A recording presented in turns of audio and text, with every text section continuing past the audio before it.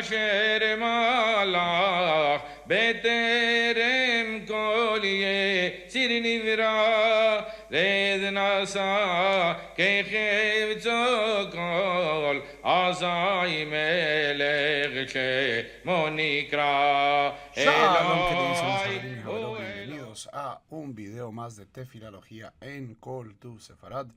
Hoy terminando, si Dios lo permite, con el tema de Arvit. Espero que todos estén muy bien, todos estén sintonizando y vamos entrando todos al salón virtual. Ok, aquí generando la otra visión para poder ver sus comentarios. Pantalla completa. Ok. Bueno, fantástico. La semana pasada habíamos llegado a la cuenta del Omer, lo cual pues es importante, dado que hoy, ayer, es decir, hoy para mí, ayer para ustedes, contamos el día 29 del Omer. Entonces ya estamos en la quinta semana. Cuando caiga la noche en donde ustedes vivan, pues pueden seguir contando el Omer. Pero hoy vamos a hablar ya de las últimas oraciones que cierran Arvit. Y si tenemos tiempo, vamos a comentar sobre Kriyat Shema al Amita, el Shema que se dice en la cama. ¿Ok? Entonces, habíamos hablado, en resumen, que el final de la oración, de acuerdo a la halajá, y de acuerdo a los rabinos, y de acuerdo a los rishonim, es lo que se llama Kadish Shalem o Kadish Titkabal. Titkabal en la tradición sefaradí, Kadish Shalem en la tradición ashkenazí.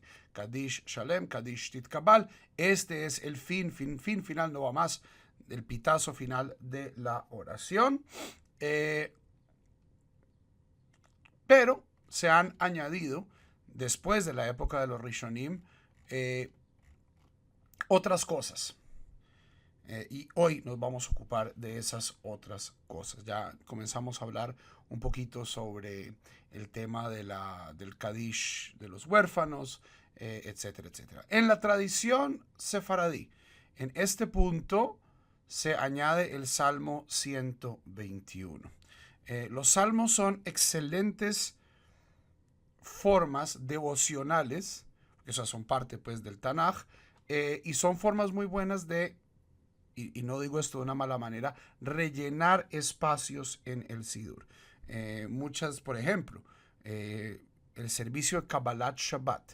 Kabbalat Shabbat, que es la introducción al servicio vespertino de Shabbat, que fue inventada por los sabios cabalistas de Tzfat en el siglo XVI, es primordialmente salmos.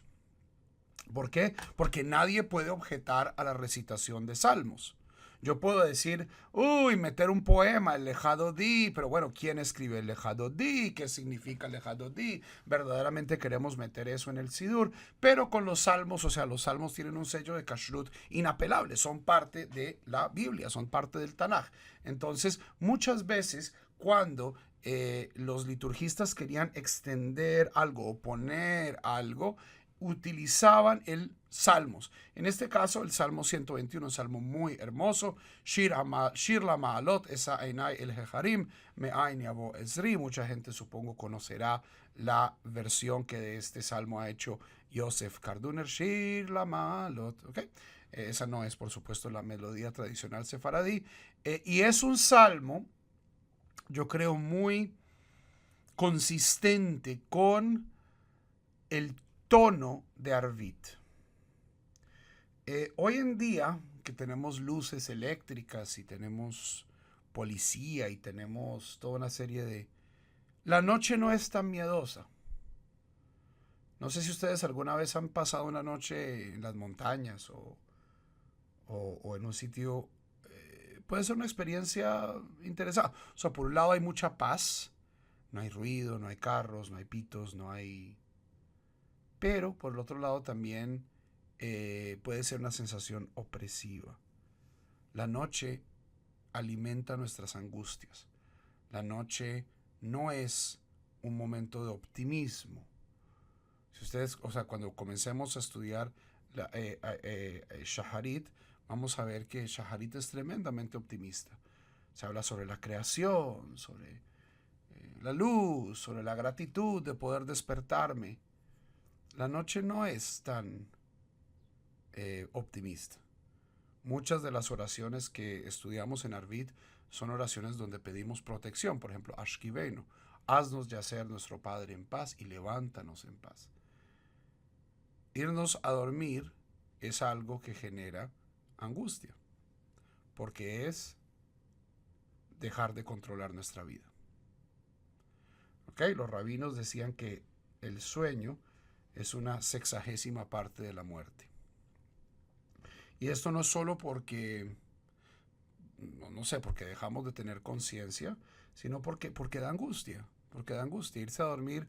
Muchas cosas pueden pasar mientras yo duermo. Entonces, este salmo, el Salmo 121, es muy temáticamente adecuado con el espíritu de Arvit, que es Me'ain Yavo Esri. ¿De dónde vendrá mi ayuda? A lo que el Salmo responde, la ayuda viene de Dios.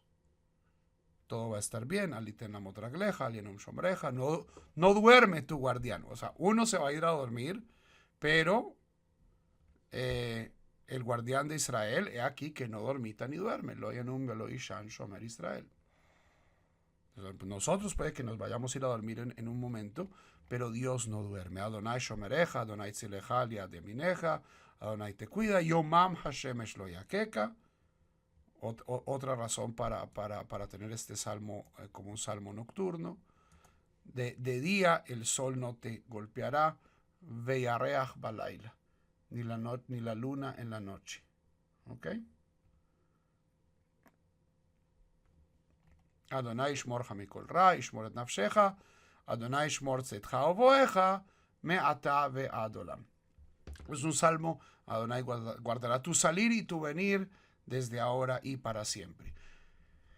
Un salmo muy adecuado para el espíritu de la noche, pero ¿qué está haciendo aquí? Aquí está haciendo un buffer, un relleno, entre Kadish Shalem, que es el Kadish Titkabal, el Kadish final, y el que va a ser verdaderamente el Kadish final, que es el Kadish Shalem, el Kadish de los huérfanos. ¿Por qué? Porque yo no puedo decir Kadish y luego decir inmediatamente Kadish. Entre Kadish y Kadish yo tengo que tener algo. ¿Y qué es algo que yo siempre puedo incluir en mis oraciones? Salmos, Teilim. ¿Ok? Entonces, este salmo que está haciendo aquí en la tradición sefaradí está sirviendo como un buffer, como una separación entre el Kadish Titkabal y el Kadish Shalem. Ya esto lo hablamos en varias ocasiones, no creo que venga al caso discutirlo en detalle. El Kadish de los huérfanos no es una innovación tardía en la historia de la liturgia. No hay evidencia de que antes del siglo XIII las personas recitaran el salmo, que recitaran el Kadish como una forma de duelo. Esta costumbre aparece simultáneamente en el punto tal vez más alto del espíritu de las indulgencias en la Europa cristiana. Y como ya hablamos en la clase anterior, es muy problemático insistir en que yo a través de acciones rituales puedo afectar el destino del alma o de lo que sea que sobrevive de nosotros después de la muerte de mis familiares. ¿Ok? Yo no tengo ningún problema de que la gente utilice el Kadish como una forma terapéutica, que utilice el Kadish como una forma de duelo. Todo esto es fantástico, a pesar de que si ustedes examinan, como ya lo hemos hecho, el texto del Kadish no tiene nada que ver con la muerte. Pero hay personas que piensan que en efecto la recitación del Kadish es una forma de indulgencia judía. Y esto es, en mi opinión, muy problemático. Esta es una de estas costumbres que, dada su popularidad, sería muy difícil extirparla, como el bar mitzvah, pero que a veces, al menos yo, pienso que tal vez habría cosas positivas en hacerlo. Por el sentido de que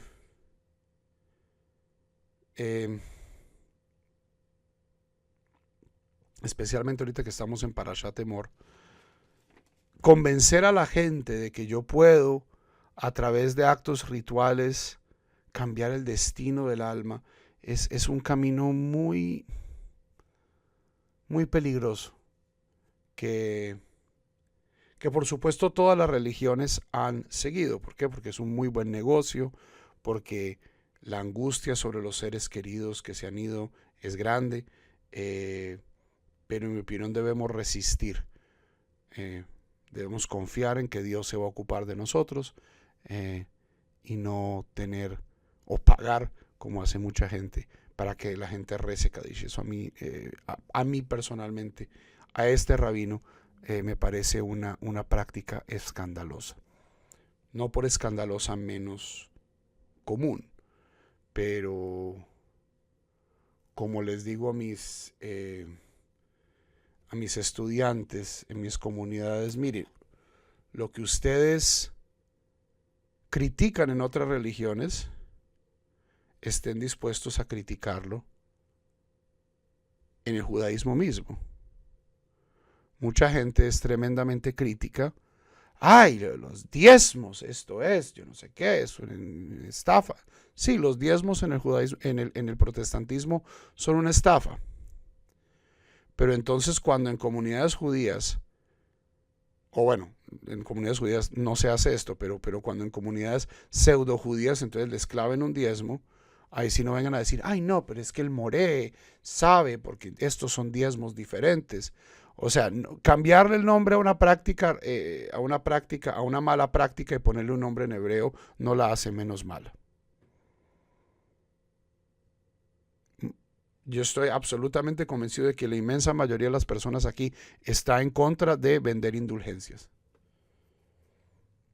Incluso muchísimos católicos hoy en día están en contra. ¿Por qué? Porque la venta de indulgencias era claramente una estafa, un negocio, de lo cual la iglesia se lucró muchísimo tiempo. Entonces, si ustedes no están de acuerdo con la venta de indulgencias en el catolicismo, no permitan y no alcahueteen en su propia religión cosas que ustedes saben que son moralmente o teológicamente poco sólidas. ¿Ok? Pero es que hay una tradición. Los católicos también tienen una tradición para sus indulgencias. Aquí es una cuestión de razonabilidad y de deseabilidad y de abusabilidad de la práctica, porque ese es el gran problema de esta práctica. Teológicamente, quién sabe si funciona, ¿verdad? Pero lo más grave de esta práctica es la facilidad con la cual puede ser abusada en un momento de tremenda vulnerabilidad de las personas, que es cuando se les muere alguien, venir a alguien a prometer cosas que no pueden cumplir o que nosotros sabemos que no necesariamente pueden cumplir a cambio de dinero. Eso es algo reprochable en cualquier religión, sea la persona un sacerdote, un pastor o un rabino de luengas barbas. ¿Ok? Entonces no hay...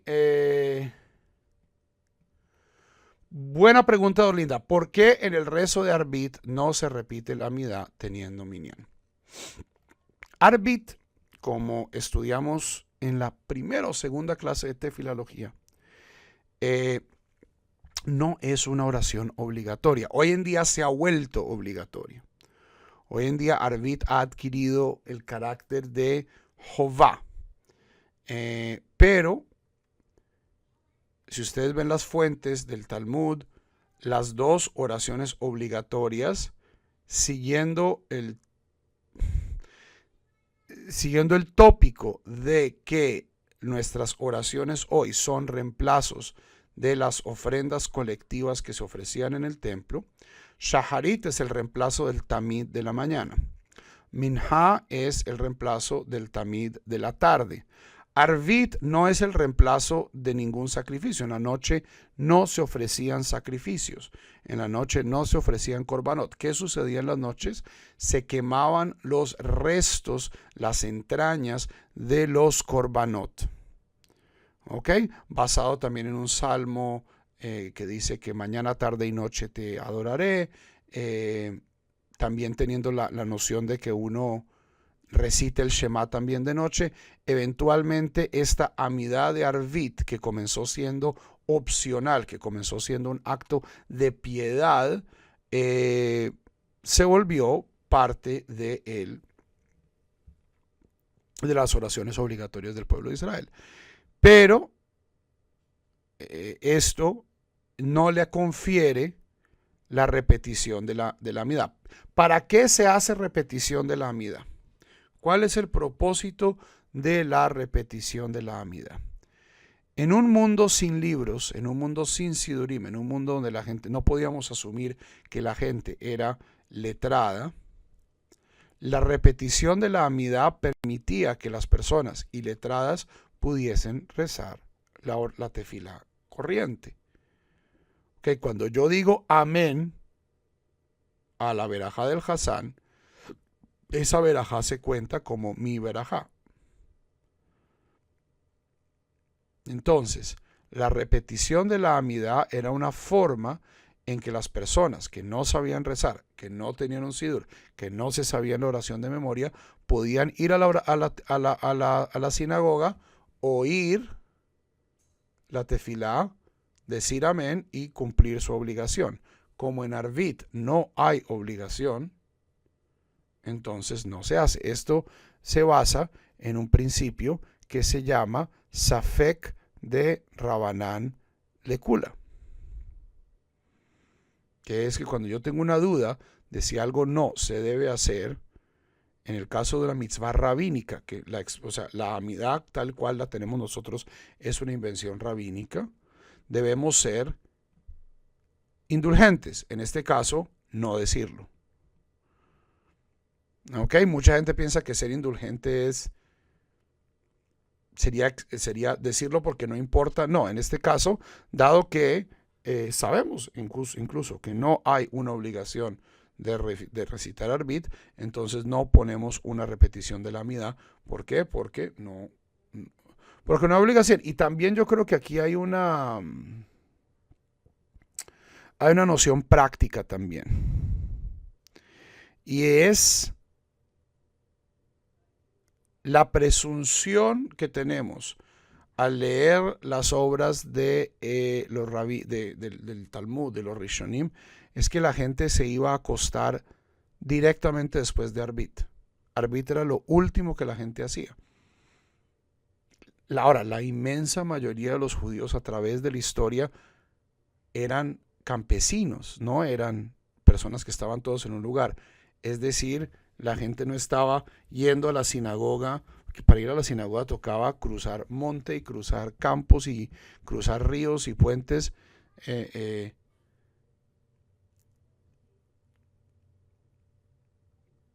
Entonces, dado que esto era lo último que la gente estaba haciendo en el día, preferible también no alargarlo.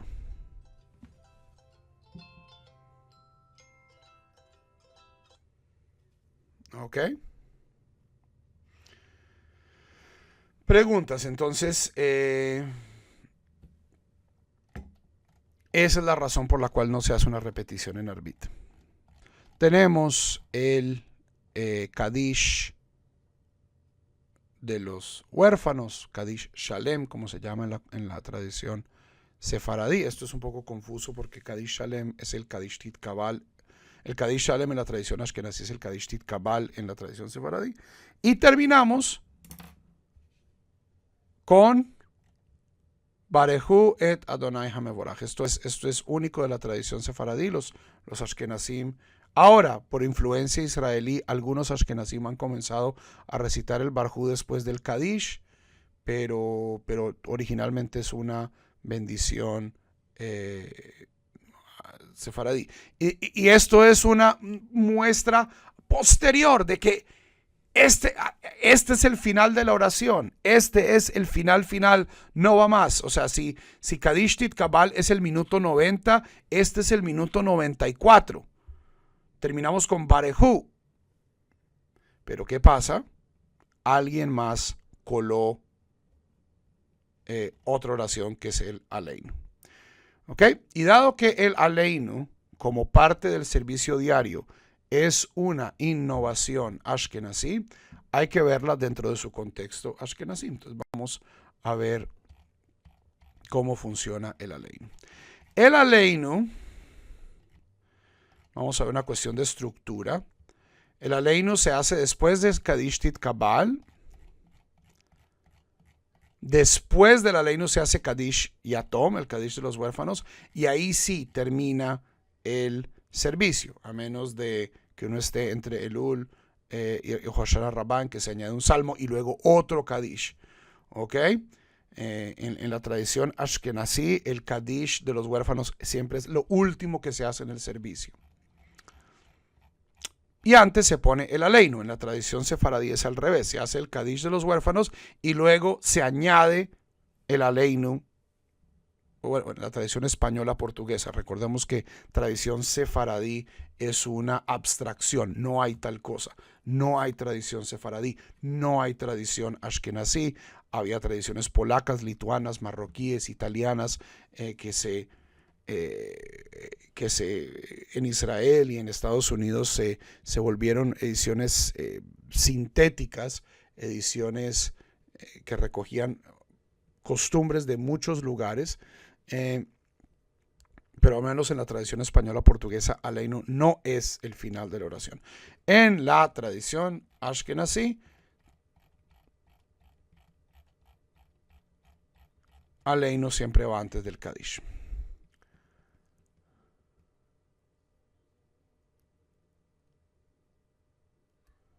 ¿Ok?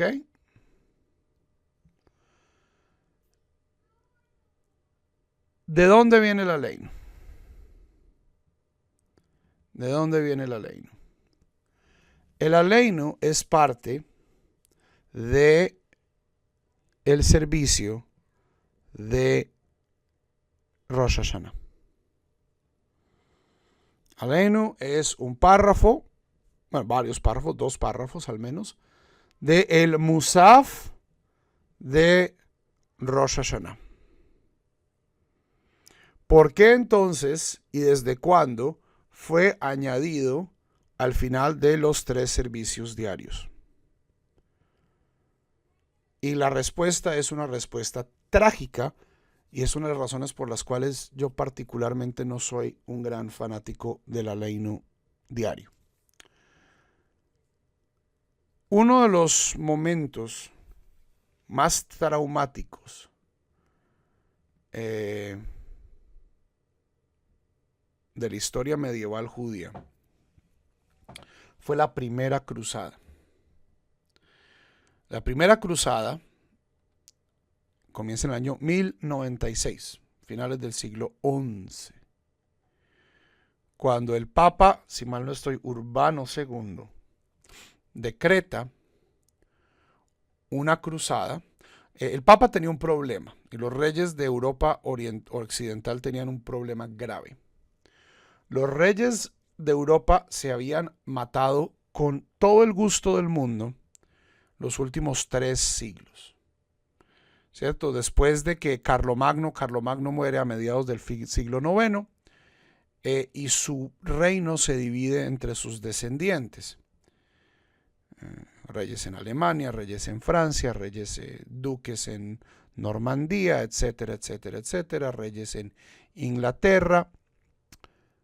Y todos estos reyes se la pasaban haciendo guerra entre ellos, lo cual estaba debilitando fuertemente a Europa. Y al Papa se le ocurrió la idea de que no hay forma más inteligente de unificar gente que está peleando que crear un enemigo común. Entonces se inventó el cuento de que Dios quería que los caballeros, es decir, los ejércitos de Europa occidental, fuesen a liberar la Tierra Santa de manos de los musulmanes.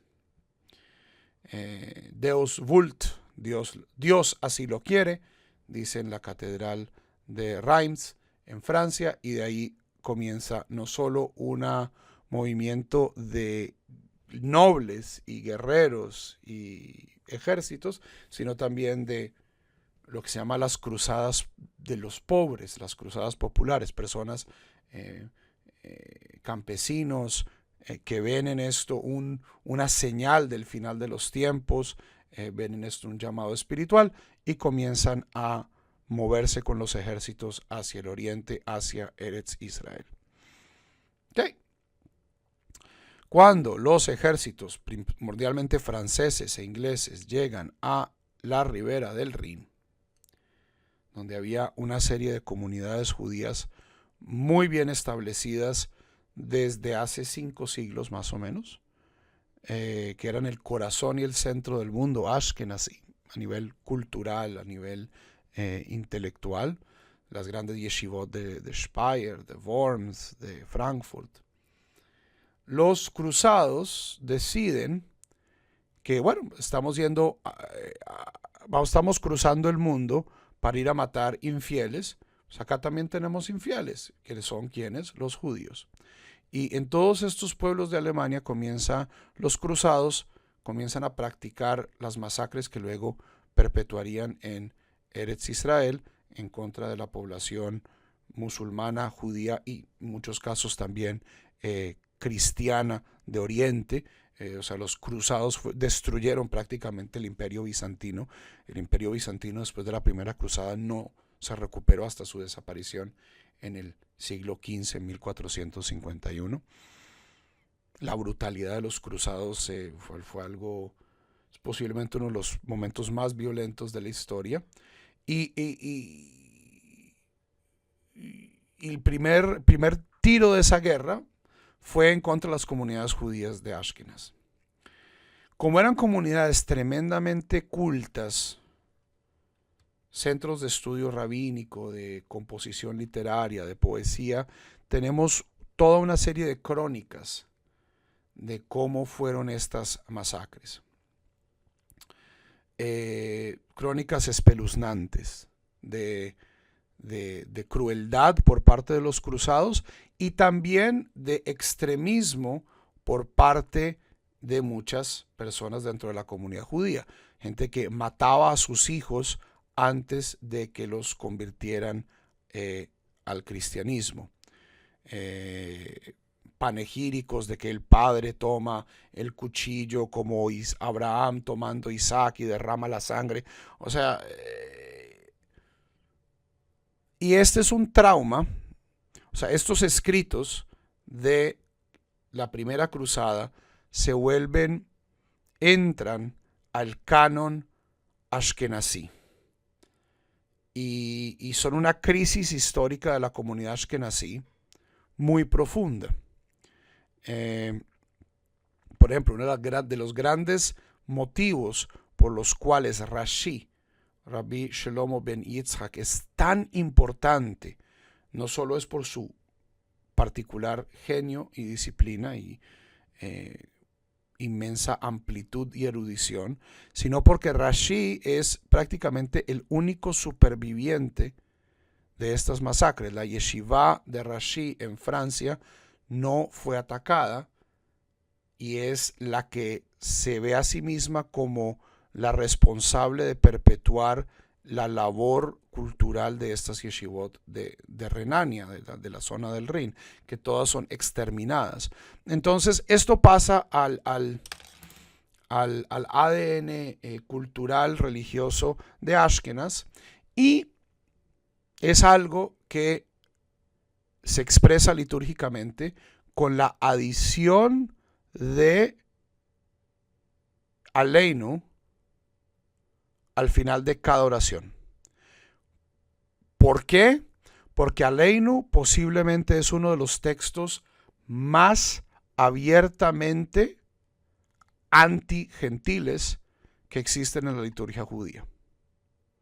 Y esta fue una de las razones por las cuales Aleinu, que es algo que se recitaba 2 veces al año, es extraído como respuesta al trauma de las cruzadas, es extraído de esta liturgia y es puesto al final de la oración, como una forma de preservar la memoria traumática de estos días.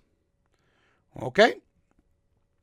Entonces, para aquellas personas que me conocen, podrán hacer la matemática de por qué yo particularmente no soy muy fan del Aleinu.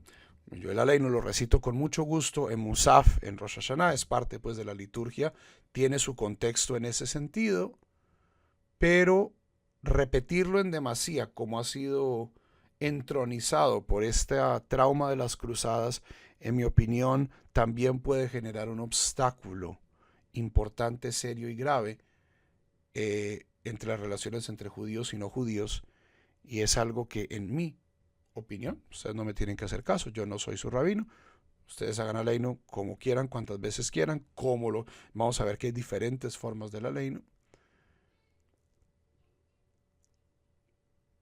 pero este es un trauma que a mí me interesa curar y no perpetuar. ¿Ok? Preguntaron qué papel tuvieron los templarios en esto. Absolutamente ninguno. Los templarios todavía no existían. Los caballeros del Temple son un producto de las cruzadas, no una causa de las cruzadas. Los caballeros del Temple aparecen como una orden hospitalaria cuyo propósito inicial era proteger a los peregrinos que iban de Europa a los reinos cristianos en Eretz Israel, particularmente pues a los peregrinajes a Jerusalén, etcétera, etcétera, etcétera. O sea, los templarios no existían en el año 1096. ¿Cuál fue la razón histórica por qué la yeshiva de Rashi no fue tocada? Porque era, primero que todo, era una yeshiva en Francia. Y el rey francés protegía a sus judíos, mientras que las ciudades en Alemania eran mucho más, el poder del rey era menos centralizado. Y porque, o sea, como ustedes han visto pogroms o actos de las masacres, todo, o sea, Bosnia, Herzegovina, Ruanda, la Shoah, todo comienza con algo. Todo comienza con un acto de violencia que al no ser castigado lleva, pues nos podemos salir con la nuestra, añadamos actos de violencia. Para cuando comienzan los actos de violencia en Renania, ya los ejércitos habían pasado los sitios donde vivía Rashi. ¿Ok? Entonces, ¿por qué ocurrió? ¿De quién fue la idea de comenzar a matar judíos en Renania? No sé. El experto mundial en estos textos es un profesor de aquí de la Universidad de Oklahoma. Yo preparé a su hijo para el bar mitzvah. La próxima vez que lo vea le pregunto, pero es una respuesta que no tengo. ¿Ok? No. O sea, Rashi es contemporáneo del Rambam. Cuando Rashi era viejo, el Rambam era un niño, pero vivían en 2 mundos completamente separados. El Rambam nunca, a pesar de ser posterior, cita a Rashi. Hay una teoría de mi maestro de Talmud que dice que el Rambam tenía acceso a algunos comentarios de Rashi sobre el Talmud, pero esto todavía no ha sido demostrado. El Rambam jamás cita a Rashi. No sé por qué solo tenemos 26 observadores. Por lo general tenemos entre 40 y 50, no sé qué pasó. Ok. Bueno. El texto de la ley. Aleinu leshabeach ladon hakol. Es nuestro deber o sobre nosotros adorar al Señor de todo. Latet gedulá leotzer bereshit. Ofrecer grandiosidad al formación del Creador. O sea, sobre nosotros está alabar a Dios. ¿Por qué razón? Shelo asanu que goyeh haratzot. Porque no nos hizo como las naciones de la tierra. Velos samanu que mishpechot adama. Y no nos hizo como el resto de las naciones. Aleinu, el primer párrafo de Aleinu, el segundo párrafo compensa un poco. Yo creo que trata de mover el péndulo en otra dirección, pero el primer párrafo de Aleinu es abiertamente un panegírico del exclusivismo judío. Es decir, nosotros somos diferentes. Y no solo diferentes, sino claramente mejores. ¿Ok? Lo cual lo puede decir, pero es que Rabino, es cierto. Cuando las otras personas lo hacen, volvamos a la primera, volvamos al adagio de Hillel. Cuando las otras religiones dicen, nosotros tenemos toda la verdad, nada más que la verdad, y todo el resto del mundo son unos infieles, decimos, ¡ay, tan intolerantes, tan horribles! De eso también dan en este restaurante. ¿Ok? Esto es una parte de la tradición que no podemos obviar, pero en mi opinión, no es necesario repetirla 3 veces al día. Shelo sam helkeinu kahem, no puso nuestra parte como la de ellos. Vegoraleinu kehol hamonam, y nuestro destino como el de todas sus multitudes. Y acá, en este lugar, en los textos originales de la Leinu, hay una frase que fue rápidamente editada y censurada de los Sidurim. Porque había apóstatas que sabían lo que el texto decía, y cuando se convertían al cristianismo iban y le decían, miren lo que los judíos están diciendo de ustedes, miren lo que los judíos están diciendo. El versículo que yo no pongo en mi Sidurim es Shehem mishtahavim lahevel varik. Ellos se postran ante vacuidad y nada. Hevel es vapor, vacuidad. Barrik, o sea, el vapor, la nadería y el vacío. Umit palelim le'el asher lo yoshia. Y le rezan a un Dios, entre comillas, que no los salvará. ¿Ok? Si uno toma las iniciales de esa segunda oración, aparece el acróstico Yeshu, Yud Shin Vav. Esto no quiere decir, o sea, la ley no es mucho más viejo que Jesús.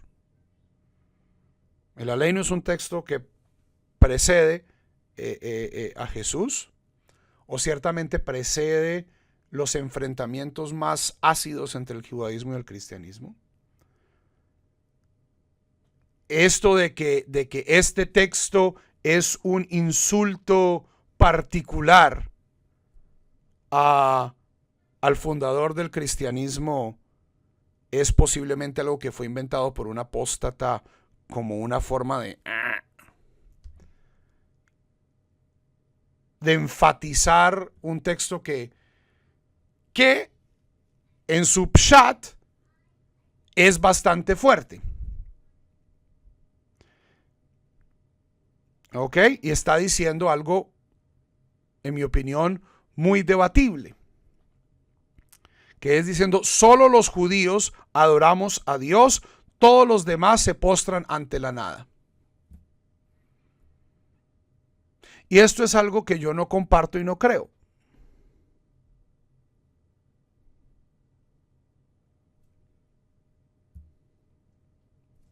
Ustedes quieren creerlo, mucha gente me escribe, Rabino, yo dejé la idolatría. Lo primero que les digo es, si ustedes creen que el cristianismo es idolatría, tal vez yo no soy un rabino para ustedes. No porque sea yo cristiano, yo no soy cristiano, no creo en el cristianismo, no creo en Jesús, no me interesa el cristianismo, pero ir de ahí a decir que otras religiones, porque no son la mía, idolatría es una palabra muy fuerte en el acervo intelectual del pueblo de Israel. Aquellas personas que siguen mi parashá, idolatría es ofrecer sus hijos a Molech, es quemar a sus hijos. Eso es idolatría. Entre idólatras y judíos no puede haber relación. Y si bien ha habido muchos cristianos muy fanáticos, muchos musulmanes muy fanáticos, y también muchos judíos muy fanáticos, pensar que solo yo y mi pueblo tenemos una relación con Dios es un acto de hibris, es un acto de soberbia teológica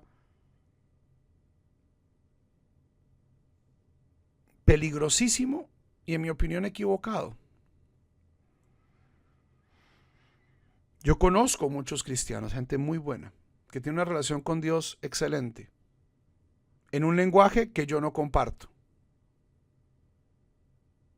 Conozco musulmanes acá en Oklahoma City que tienen una relación con Dios excelente, en un lenguaje y a través de unos ritos que no son los míos, aunque son bastante más similares, se ha dicho de paso, que los cristianos. O sea, yo me siento a hablar con el imam acá en Oklahoma y las similitudes entre el Islam y el judaísmo son muy, no en vano decimos que Isaac y Ismael son hermanos.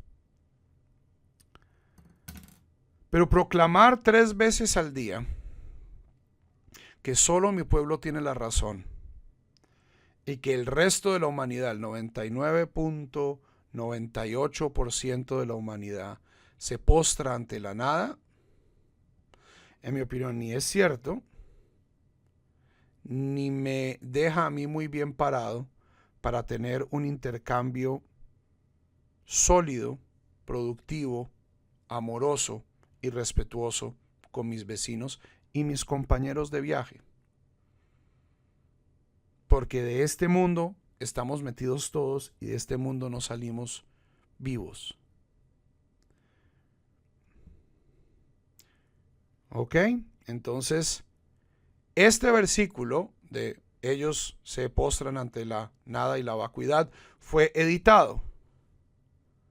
Y a pesar de que encuentro tremendamente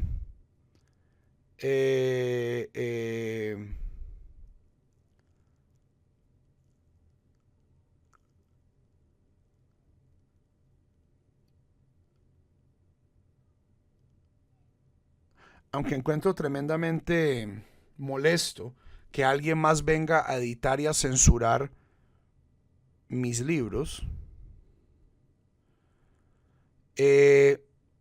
no es algo que yo esté dispuesto a decir. En este caso yo estoy dispuesto a autocensurar mis oraciones. Y no porque, ¿qué será lo que van a decir los goim? Que en efecto es mucha gente que no dice esta parte, lo dice mipnei eiva, es decir, porque les da miedo, pero en el fondo lo sienten. Yo no lo siento y por lo tanto no lo digo. Y eso es lo que a mí informa en mi judaísmo cabemos todos. Todos los seres humanos pueden tener relación con Dios en su propio lenguaje y en su propia teología y según sus propias reglas, porque el judaísmo es la religión de los judíos. ¿Ok? Ahora preguntan, ¿ver la crucifixión de Jesús como un sacrificio para obtener un beneficio de Dios no será un acto de idolatría?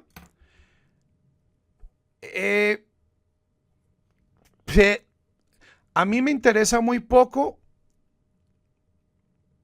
la idolatría como teología. Es algo que ya he dicho varias veces, posiblemente esté equivocado. Pero creer que idolatría es una cuestión de tener la noción falsa de Dios,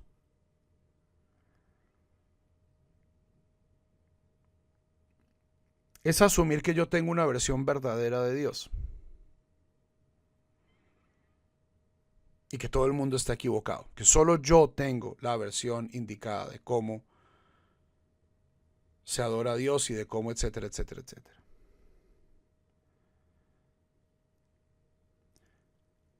Yo sé la suficiente historia para saber que lo que hoy se llama judaísmo estándar ha cambiado mucho en muchos siglos. Que hace, justamente en esta época de las cruzadas, la inmensa mayoría de las personas judías en el mundo pensaban que Dios era corporal. Hoy en día uno podría decir desde una perspectiva teológica, eso es idolatría. O sea, pensar que Dios es un gigante cósmico en algún lugar es algo teológicamente insustancial hoy en el judaísmo, pero era la creencia generalizada de la inmensa mayoría del pueblo de Israel hace 10 años, que hace 10 siglos. Hace 20 siglos, una teología completamente diferente. O uno puede decir, lo que hace la Kabbalah al dividir, la Trinidad es idolatría. Lo que hace la Kabbalah al dividir a Dios en 10 o más, es algo muy similar. Entonces, pelear por teología es una de las cosas más estúpidas del mundo. ¿Por qué? Porque todos estamos peleando sobre ideas que tenemos sobre algo que no tenemos evidencia. Y que si la mayoría de nosotros tenemos la razón, Dios es un ente que no puede ser definido y que está más allá de nuestro entendimiento. Entonces estamos peleando porque mi versión de lo indefinible es mejor que tu versión de lo indefinible. Yo en esto prefiero la aproximación que tienen los profetas de Israel, de decir que el verdadero problema de la idolatría, ¿ok?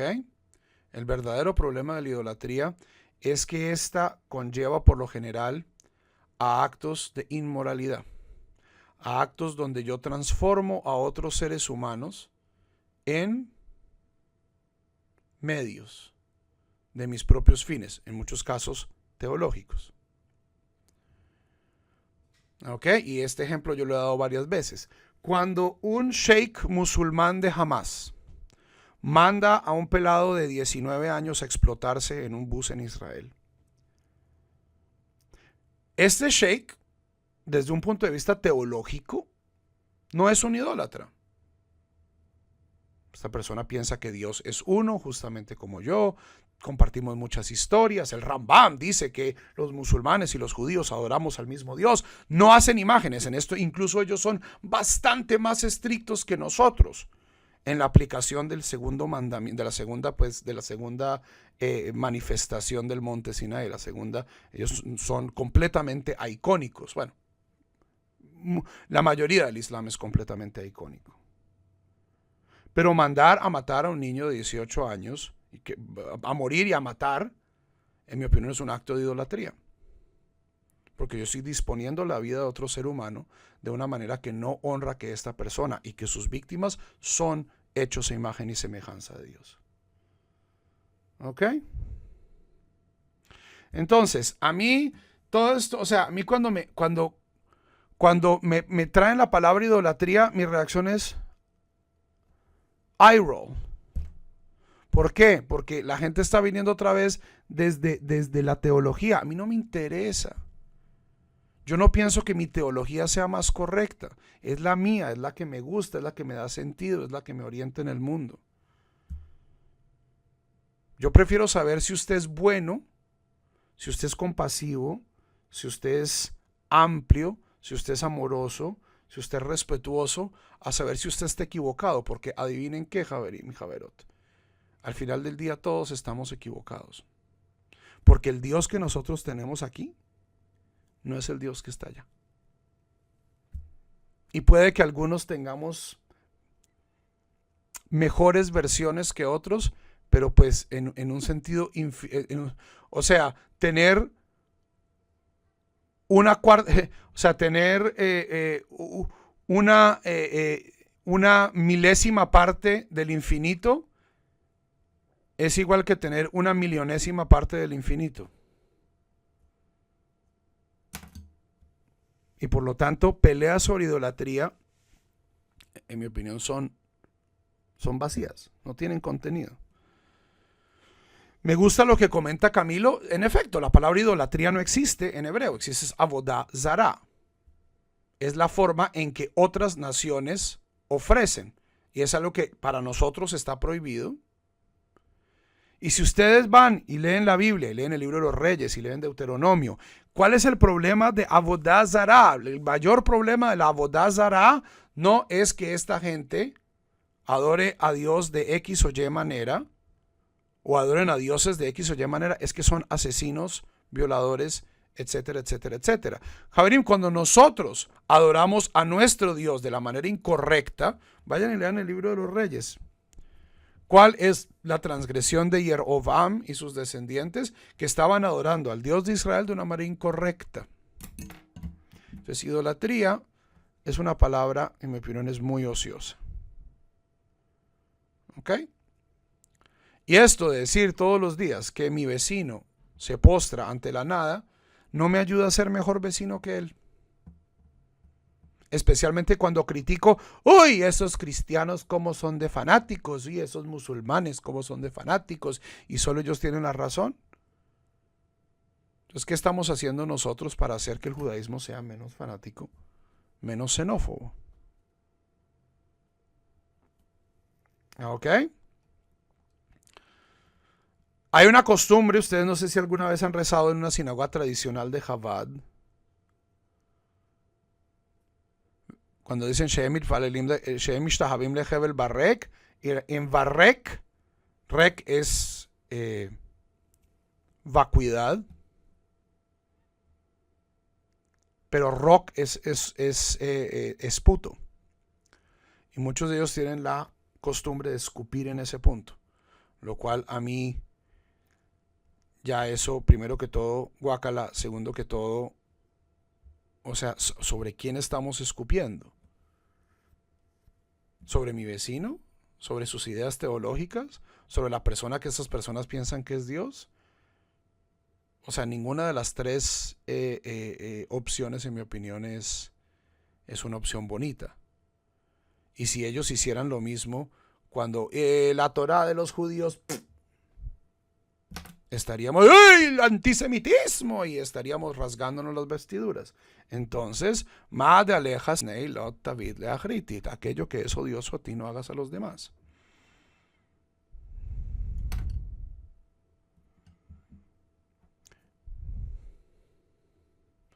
¿Cómo saber cuándo caemos en esa forma incorrecta de adorar a Dios? No sé. Yo no soy la policía. Seguramente si la religión te lleva a hacer actos de maldad, si la religión, en vez de volverte una persona más amorosa, más armónica, más amplia, te vuelve una persona más odiosa, rencorosa e infeliz, posiblemente eso sea avodah zará. En mi definición ultra hippie de avodah zará, vayan y pregúntenle al internet, y seguramente obtendrán respuestas muy diferentes. Esta es mi visión. Tómenla, déjenla.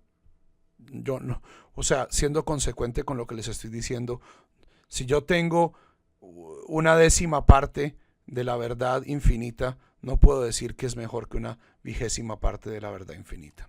Vanachnu korim, mientras que nosotros veneramos y nos postramos, reconociendo Livnei Melech Malchei HaMelachim Akadosh Baruch Hu. Ellos adoran a la nada, nosotros adoramos al Kadosh Baruch Hu. ¿Qué hace el Kadosh Baruch Hu? Shehu noter shamayim veyoset haaretz, el que extendió los cielos, creó la tierra, su gloria está en los cielos, su Shejinah está en las mismísimas alturas. Hu Eloheinu en od, él es Dios, no hay más. Emet Malkenu Efes Zulatu.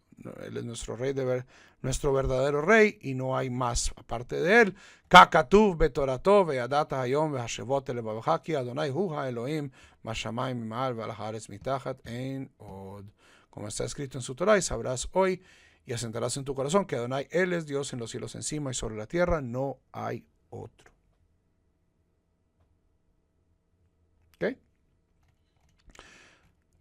Ese es el primer capítulo del Shema, del Aleinu. Muy parecido, con un par de modificaciones aquí y allá. Es lo mismo en la tradición sefaradí. Interesante, en la tradición sefaradí, en el sidur en el que yo baso, el segundo párrafo, que es el párrafo que balancea el Aleinu, es puesto como opcional. Al que nekabeleja, por lo tanto confiamos en ti, Adonai nuestro Dios, para ver prontamente la belleza de tu fuerza, remover los ídolos de la tierra y las deidades falsas, los cortarás. Ok, todavía estamos en ese espíritu combativo. Letaken olame malchut shaddai, para componer el mundo con el reino de tu gloria. Bejol bene basar y beshmeja, y toda la carne llamará tu nombre, y todos los malos de la tierra se tornarán a ti. Entonces, este segundo párrafo, para aquellos que dicen que el judaísmo no es misionero y proselitista, es porque no han leído el segundo párrafo del Aleinu. ¿Por qué? ¿Qué es lo que describe el segundo párrafo del Aleinu? Describe una realidad escatológica en la que el judaísmo dice, en este momento nosotros tenemos la verdad, nada más que la verdad, y todo el resto del mundo tiene nada, y tiene vaciedad, y tiene guácala. Pero en el futuro, todo el mundo va a tener acceso a Dios.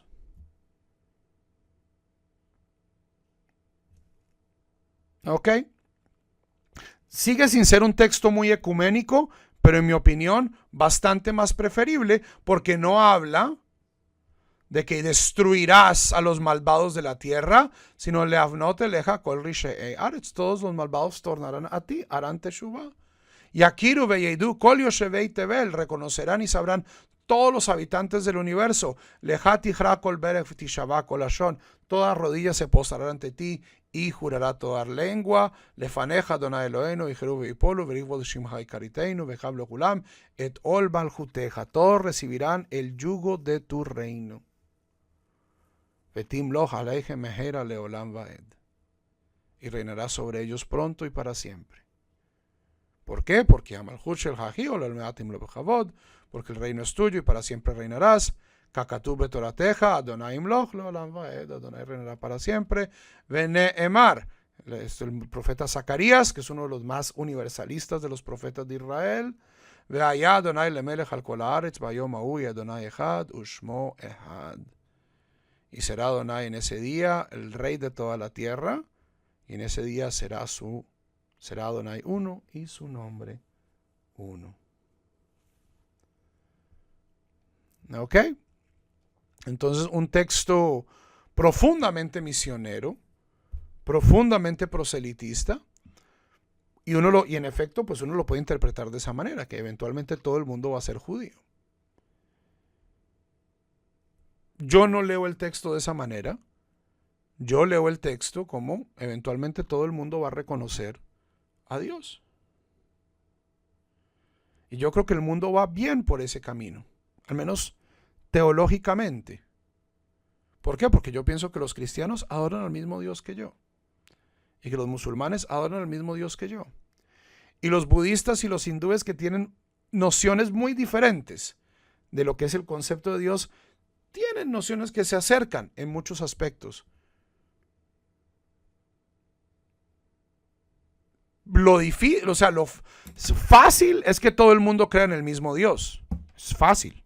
O sea, si somos un poquito amplios, papitas. O sea, ya más de la mitad de la humanidad cree en el Dios de la Torá, en el Dios de Moisés, en el Dios de Abraham.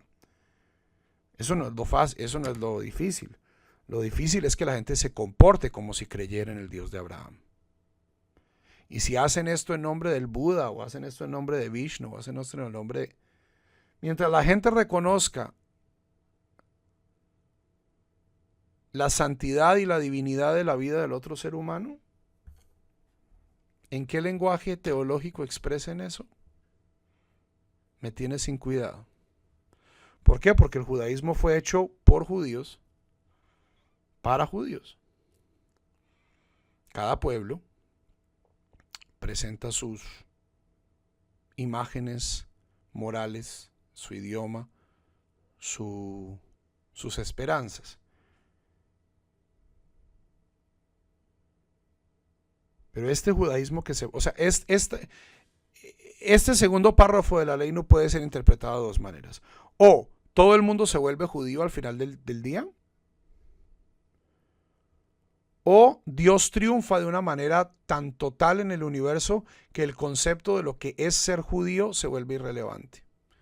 Porque todos nos damos cuenta que en el fondo todos somos hechos a imagen y semejanza de Dios, y que lo que tenemos son diferencias culturales y diferencias de lenguaje.